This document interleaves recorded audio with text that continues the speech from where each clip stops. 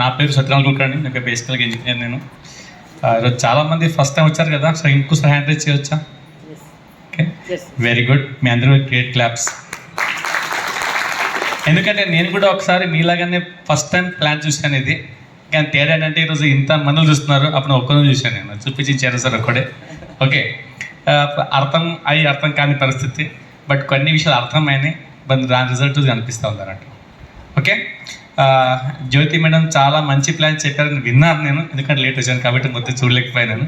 But ఇంతమంది చెప్తా అంటే బాగా చెప్పి ఉంటారు డిఫరెంట్గా. ఓకే,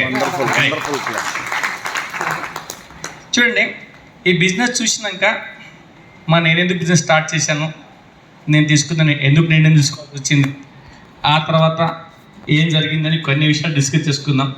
చూడండి, ఆ బిజినెస్ ప్లాన్ చూసిన తర్వాత సింపుల్ అనిపించింది. ఎంతమంది సింపుల్ అనిపించింది? ఓకేనా? ఎంతసేపు ప్లాన్ చెప్పినా ఎవరు చెప్పినా అక్కడ సింపుల్ విషయం ఏంటంటే మనం రోజు వాడే ప్రొడక్ట్ని ఒక బ్రాండ్ అండ్ షాప్ చేంజ్ చేయమంటున్నారు, అంతే కదా? జ్యోతి మేడం అదే చెప్పారు కదా, మొత్తం సారాంశం అదే కదా. మీరు రోజు వాడుతున్న అయితే మీరు మోర్లోనో కిరాణా షాప్లోనే వాడే వస్తువులు, ఆ కోల్గేటు లేకపోతే సంతూర్ బదులుగా వెస్టీజ్ యొక్క ప్రొడక్ట్స్ వాడమంటున్నారు, బ్రాండ్ అండ్ షాప్ చేంజ్ అని చెప్పారు, అవునా కదా? దీనికోసం పెద్దగా అర్థం చేసుకోవడానికి రాకెట్ సైన్స్ కావాలనా? ఇది అర్థం చేసుకోవడానికి పిహెచ్డీ అవసరం ఉందా? ఏం లేదు, జస్ట్ కామన్ సెన్స్ ఉంటే చాలు, అవునా కదా? జస్ట్ ఆ కామన్ సెన్స్ నేను వాడాను నేను. ఓకేనా? చాలామంది ఆ కామన్ సెన్స్ని యూజ్ చేయరు. చాలామందికి మొత్తం విన్న తర్వాత మళ్ళీ క్వశ్చన్ ఉంటుంది ఏంటంటే, సరే ఇప్పుడు ఏం చేయాలంటారు? ఈ అనుభవం వచ్చిందా? మొత్తం ప్లాన్ చూసిన తర్వాత కూడా, మొత్తం మీటింగ్ అయిన తర్వాత ఏం చేయాలి అనేది ఏం చేయదు, సింపుల్గా మీ బ్రాండ్ చేంజ్ చేయాలా, షాప్ చేంజ్ చేయాలా, ఆ బదులు ఈ వస్తువులు వాడడం మొదలు పెట్టాలా. సింపులా కాదా? అక్కడే కిక్ ఉంది. ఏంటంటే మనకు బాగా అలవాటు అయిపోయింది డబ్బులు సంపాదన చాలా కష్టమైన పని, డబ్బులు సంపాదన చాలా కష్టమైన పని. ఇంత సింపుల్గా ఎట్లొస్తుంది?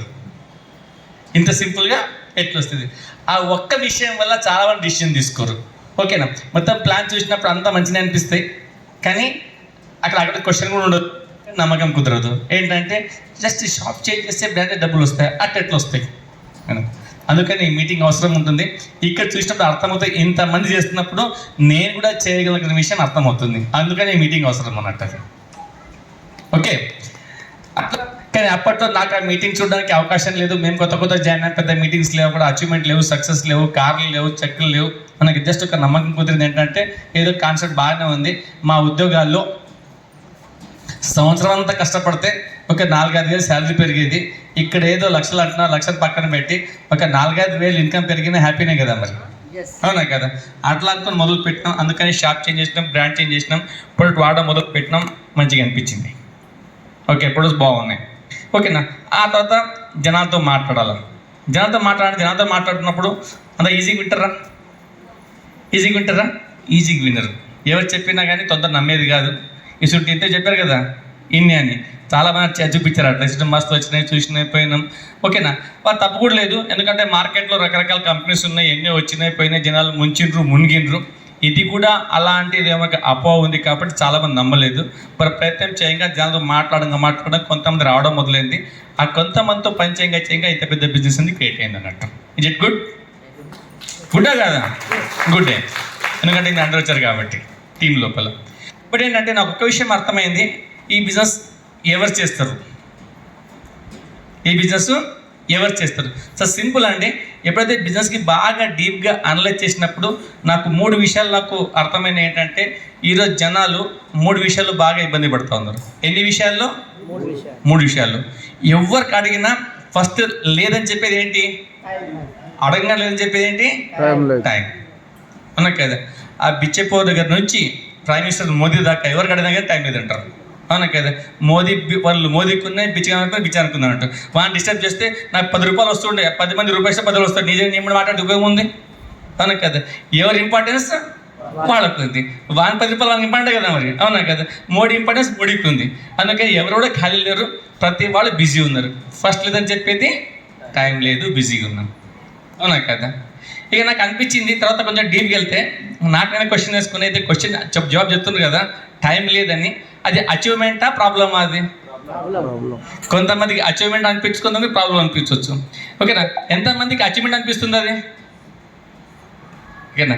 లేకపోతే అచీవ్మెంట్ నాకు టైం లేదంటే అచీవ్మెంట్ ఉందంటే గుడ్, కంగ్రాచులేషన్స్. అలాగే ఉండండి లైఫ్ లాంగ్. అదేంటిది గానుగు అంటారు కదా, అది ఎడ్లు తిరుగుతాయి కదా, దానిలాగా చుట్టూ అక్కడే తిరుగుకుంటా పొద్దున సాయంత్రం జాబు జాబు జాబు అది అక్కడ చుట్టుకోవడానికి టైం ఉండదు అన్నమాట. ఎట్లా ఉందో సచ్చేదాకా అలాగే ఉంటుంది అచీవ్మెంట్ అనుకుంటే, అవునా కదా? లేదు ప్రాబ్లము అనుకుంటే we have a solution for that. ఒకవేళ టైం లేకపోవడం ప్రాబ్లం ఉంది అనుకుంటే వీ హ్యావ్ ఏ సొల్యూషన్. ఓకేనా? మాకు కూడా అలాగే ఉండేది, టైం ఉండేది కాదు. ఎందుకంటే పొద్దున్న 3 షిఫ్ట్లో పోవాలా, పొద్దున్న షిఫ్ట్ పోవాలా, మధ్యాహ్నం షిఫ్ట్ పోవాలి, నైట్కి వెళ్ళాలా, నైట్ షిఫ్ట్కి వెళ్తే డే పడుకోవాలా, డే షిఫ్ట్ వెళ్తే నైట్ పడుకోవాలా, అవునా కదా? మా జీవితంలో ఏమి మా చేతులు లేకుండే. బాస్ ఇస్తేనే లీవ్ తీసుకోవాలా, ఎవరు పెళ్ళికి పోవాలనేది బాస్ డిసైడ్ చేస్తేనే కదా లీవ్ ఇస్తేనే ఎక్కడ పెళ్ళికి పోయింది, పెళ్ళికి పోవాలన్నా, ఎక్కడ ఫంక్షన్కి పోవాలన్నా, ఏ చేయాలన్నా మొత్తం మా జీవితం బాస్ చేతిలోనే. ఆయన లీవ్ ఇస్తే తీసుకోవాలి, లేకుంటే లేదు, అవునా కదా?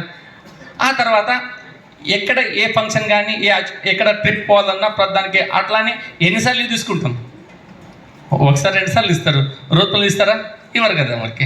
అందుకని ఎప్పుడు మా ఫోకస్ క్యాలెండర్ మీదే ఉండేది. క్యాలెండర్ పైన ఏంటంటే క్యాలెండర్లో మండే హాలిడే ఎప్పుడు వస్తుంది, మంగళవారం ఎప్పుడు వస్తుంది, ఆ టిక్కలు పెట్టుకొని సంవత్సరం అంతా గుర్తుపెట్టుకోవడం. ఆ ఫలాలు మంత్ లోపల బుధవారం మంగళవారం హాలిడే ఉంది, సండే డ్యూటీ ఉంది కదా, మండే ఒక లీవ్ పెట్టుకుంటే సండే మండే ట్యూస్డే 3 కలిసి వస్తుంది. శుక్రవారం హాలిడే వస్తే శనివారం పుట్టి 3 కలిసి వస్తుంది. మొత్తం క్యాలెండర్ అంతా ప్లాన్ చేసుకోవడం, దాని తగ్గట్టు మన లైఫ్ని లీడ్ చేసుకునేవాళ్ళం, అవునా కదా? చాలా మంది చేసుకుంటారు ఎట్లనే కదా, కదా? ఏదైనా పండుగ వస్తే మరి సంతోషం, పండుగ కోసం కాదు చుట్టి కోసం అని, అవునా కదా? సండే అంటే భలే ప్రీతి, దానికి గురువారం నుంచే ప్లానింగ్. 2 రోజులు సండే వస్తుంది, సండే ఈడికి పోవాలా, ఆడికి పోవాలా, ఇది చేయాలా, అది చేయాలా. ఎందుకు అంటే మనకు టైం లేదు, దుర్గకు సండే, దానికోసం ఫుల్ ప్లాన్ చూసుకునేవాళ్ళం, అవునా కదా? బట్ ఒక విషయం మాత్రం అది ప్రాబ్లం అనిపించింది నాకు. ఇంత ప్రాబ్లం ఎందుకు వస్తుంది? ఆ వచ్చే శాలరీ కోసం, ఓకేనా? ఆ శాలరీ పక్కన తీస్తే టైం కదా. ఎక్కడ ఎందుకు పోతున్నాం మనం? ఆ శాలరీ కోసం పోతున్నాం. అక్కడ పోయిన టైం అది ఎక్కడ పోతుంది? ఆ ఇన్కమ్ కోసం పోతా ఉంది. ఒకవేళ ఆల్టర్నేట్ సోర్స్ ద్వారా ఆ ఇన్కమ్ వస్తే ఆ జాబ్ అవసరం ఉండదు కదా, అవునా కదా? నాకు ఆ విషయం అర్థమైనాక సీరియస్ తీసుకున్న జాబ్ని చేయడం మొదలు పెడితే ఈరోజు మా లైఫ్ అట్లా మొదలు పెట్టిన తర్వాత 2 years లోపల ఫ్రీ అయిపోయినాం. ఈరోజు చూస్తే మా లైఫ్లో రోజు సండేనే. సండే మండేకి తేడా లేదు. ఎప్పుడు పోవాలన్నా పోవద్దాం మన ఇష్టం, ఓకేనా? పని 2 రకాలుగా ఉంటాయి. ఒకటేమో మజ్బూర్లో చేయడం, ఇంకోటేమో ఇంట్రెస్ట్ చేయడం మజ్బూర్ లేకుండా, అవునా కదా? ఈరోజు అంటే ఇంట్లో ఎవరు ఖాళీ కూర్చోలేము, కానీ ఎట్లా పని చేస్తాము. కానీ మజ్బూర్లో చేయడం వేరు, ఓకేనా? సంతోషంగా చేయడం వేరు. ఈరోజు మాకు ఏ కట్టుబాట్లు లేవు. ఇదే టైం పోయి థంబ్ రిప్రెస్ చేయడం కానీ, సంతకం పెట్టడం కానీ, రిపోర్ట్ చేయడం కానీ, ఇదే టైంలో పోవాలా, అదే టైంలో ఇట్లా చేయాలా, అట్లా మా పైన ఎవరు కూడా ఆజ్మాయిషి లేదు. మాకు బాస్ ఎవరు? మాకు బాస్ మేమే, అవునా కదా? ఇలాంటి జీవితం బాగుంటుందా? అందుకని బిజినెస్ డెవలప్ చేసామన్నట్టు. ఓకే, అర్థమైంది ఏంటంటే ఒకవేళ శాలరీ రీప్లేస్ చేసి క్లాప్ చేయొచ్చు. ఒకవేళ శాలరీ రీప్లేస్ చేయగలిగితే మన ఫ్రీడమ్ వచ్చినట్టే కదా. అంటే ఒక ప్రాబ్లం సొల్యూషన్ దొరికిందా, అవునా కదా? ఏంటంటే టైం కావాలంటే ఇప్పుడు వస్తున్న ఇన్కమ్కి డబల్ టేబుల్ ఇన్కమ్ తీసుకున్నప్పుడు ఆ జాబ్ అవసరం ఉండదు. అనుకోండి 10,000 ఇన్కమ్ శాలరీ వస్తూ ఉంది, ఒక 40,000 వస్తే ఆ పని చేస్తాడా? చేయరు. 1 లక్ష శాలరీ వస్తూ ఉంది, 5 లక్షల ఇన్కమ్ వస్తే ఆ 1 లక్ష వచ్చే ఇన్కమ్ జాబ్ చేయబుద్ధి అవుతుందా? చేయబుద్ధి కాదు, మరి తెలియకుండా వెళ్ళిపోతుంది అంటది. అంటే సూత్రం ఏంటి? నేను టైం ఫ్రీడమ్ కావాలంటే వస్తున్న ఇన్కమ్కి 4 times 5 times ఇన్కమ్ పెంచుకుంటే ఆటోమేటిక్ టైం ఫ్రీడమ్ తీసుకోవచ్చు. ఫస్ట్ ప్రాబ్లం సొల్యూషన్ వచ్చిందా? ఓకేనా? రెండోది అడగంగానే లేదని చెప్పేది ఇంకోటి ఏంటి? డబ్బు, అవునా కదా? ఎవరికి అడగని చెప్పేది ఏంటి? డబ్బు లేదని, అవునా కదా? చూస్తే ఇంత అనుకున్నట్టు మన టైం అంతా పెట్టి దేనికోసం పెడుతున్నాము? డబ్బు సంపాదించడానికే పెడుతున్నాం, కానీ అదే తక్కువ పడుతుంది. నాకు తెలిసి ఎవరో కూర్చొని తినట్లేదు, ప్రతి వాళ్ళు కష్టపడుతున్నారు, ప్రతి వాళ్ళు డబ్బు సంపాదిస్తున్నారు. బట్ ఏంటో అది ఎంత సంపాదించినా ఆ ఇన్కమ్ సరిపోవట్లేదు. సరిపోతుందా? సరిపెట్టుకుంటున్నాం, అవునా కదా? 10,000 వచ్చిన అది లొల్లి ఉండే, ఓకేనా? 40,000 అది లొల్లి ఉంది, 1 లక్ష వచ్చినా అదే ప్రాబ్లం ఉంది. ఎందుకంటే ఈ రోజులలో మీ ఇన్కమ్ ఎంత స్పీడ్ పెరుగుతుందో అంతకన్నా డబుల్ మీ ఖర్చులు పెరుగుతున్నాయి, అవునా కదా? ప్రతి సంవత్సరానికి బస్ ఛార్జ్ పెరిగిపోతున్నాయి, పెట్రోల్ పెరిగిపోతున్నాయి, ఫ్లాట్ ఛార్జ్లు పెరిగిపోతున్నాయి, ఇంటిగ్రాలు పెరిగిపోతున్నాయి, పాల ఖర్చులు పెరిగిపోతున్నాయి, పిల్లల స్కూల్ ఫీజులు పెరిగిపోతున్నాయి, యూనిఫామ్ రేట్లు పెరిగిపోతున్నాయి. ఎక్కడ చూసినా కానీ ఎంత స్పీడ్ ఖర్చులు పెరుగుతున్నాయో అంత స్పీడ్గా ఇన్కమ్ పెరుగుతుందా? పెరగట్లేదు, అవునా కదా? మరి ఇన్కమ్ ఎందుకు తక్కువ అనిపిస్తుంది అంటే అక్కడ శాలరీ తక్కువ ఉన్న ద్వారా అంటే ఇన్కమ్ తక్కువ ఇన్కమ్ అట్లా అనిపిస్తుంది అన్నట్టు. ఒకవేళ ఇన్కమ్ పెంచుకునే అవకాశం ఉంటే ఉపయోగించుకోవాలా వద్దా? ఉపయోగించుకోవాలి కదా. ఓకేనా? నాకు అనిపించింది పెట్టుబడి లేకుండా వ్యాపారం చేసుకొని ఇన్కమ్ పెంచుకునే అవకాశం ఉంటే ఉపయోగించుకోవాలా వద్దా? మరి నాకు తెలిసి ఈ భూ ప్రపంచంలో ఇంతకన్నా సింపుల్ అవకాశం ఇంకోటి అనిపించలేదు. పెట్టుబడి లేదు, జాబ్ డిస్టర్బెన్స్ లేదు, పార్ట్ టైంలో పనిచేసి ఒక 2 ఏళ్ళు కష్టపడితే డెఫినెట్గా నేను రాసిస్తా బాండ్ పేపర్ మీద సరిగ్గా పనిచేస్తే ఈరోజు మీకు వస్తున్న శాలరీకి డెఫినెట్గా ఒక 10 టైమ్స్ ఇన్కమ్ పెంచుకోవచ్చు. 10 టైమ్స్ ఇన్కమ్ పక్క పెంచుకోవచ్చు. మేము తీసుకుంటున్నాం, టీంలో అలా తీసుకుంటుందో చాలామంది చూస్తారు మీరు. ఓకేనా? మరి ఈ బిజినెస్ ద్వారా రెండో ప్రాబ్లంకి సొల్యూషన్ దొరికిందా లేదా? దొరికింది కదా. ఇక మూడో బాధ ఏంటి చాలామందికి? సెక్యూరిటీ. అవునా కదా? ఇక్కడ అంతా బాగానే ఉంది, నేను పోతే మా ఫ్యామిలీ పరిస్థితి ఏంటి, మా పిల్లల పరిస్థితి, దానికోసం చాలామంది ఇన్సూరెన్స్ చేస్తుంటారు. అవునా కదా? నేను పోయినా కానీ ఫ్యామిలీకి ఇన్కమ్ రావాలని ఎంత పెద్ద పాలసీ కట్టినా, 8 లక్షలు కట్టినా ఇన్సూరెన్స్లో డబ్బులు ఎన్నిసార్లు వస్తాయి? చనిపోయిన తర్వాత ఒకటేసారి. ఎప్పుడు వస్తాయి? చనిపోవాలి, ఆ డబ్బులు రావాలి. ఎన్నిసార్లు? ఒకేసారి. 8 లక్షలు వచ్చినా ఒకేసారి వచ్చిన డబ్బు లైఫ్ అంతా సరిపోతుందా? సరిపోదు. అవునా కదా? బట్ థ్యాంక్స్ గాడ్ ఈ బిజినెస్ సరిగ్గా బిల్డ్ చేస్తే చనిపోయే అవసరం లేదు, మీరు బతుకుండే ఆ డబ్బుని ఎంజాయ్ చేయొచ్చు. రెండోది, మీ తర్వాత ఆ డబ్బు పెరుగుకుంటూ తరాల దాకా వచ్చే అవకాశం ఉంటే అవకాశాన్ని యూజ్ చేసుకోవాలన్నా చేసుకోవద్దా? చేసుకోవాలి కదా. నాకు తెలిసి ఈ భూప్రపంచంలో ఇంతకన్నా సింపుల్, ఇంతకన్నా బిజీ ఇంకో బిజినెస్ లేదు. ఉపయోగించుకోవాలా మరి. అంతకన్నా ఇంకో మించిన మాట ఏంటంటే, వేరే ఏ పని చేసినా ఎవరి పని వాళ్ళు చేసుకోవాలా, సపోర్ట్ అంటూ బయట నుంచి ఎక్కడ దొరకదు. బట్ ఈ బిజినెస్లో మీరు పని చేసేటప్పుడు మీకు అప్లైన్ అంటూ ఉంటారు, వాళ్ళు మీ చేతులు పట్టుకొని స్టెప్ బై స్టెప్ నడిపించుకుంటూ ఇక్కడ దాకా తీసుకొస్తారు.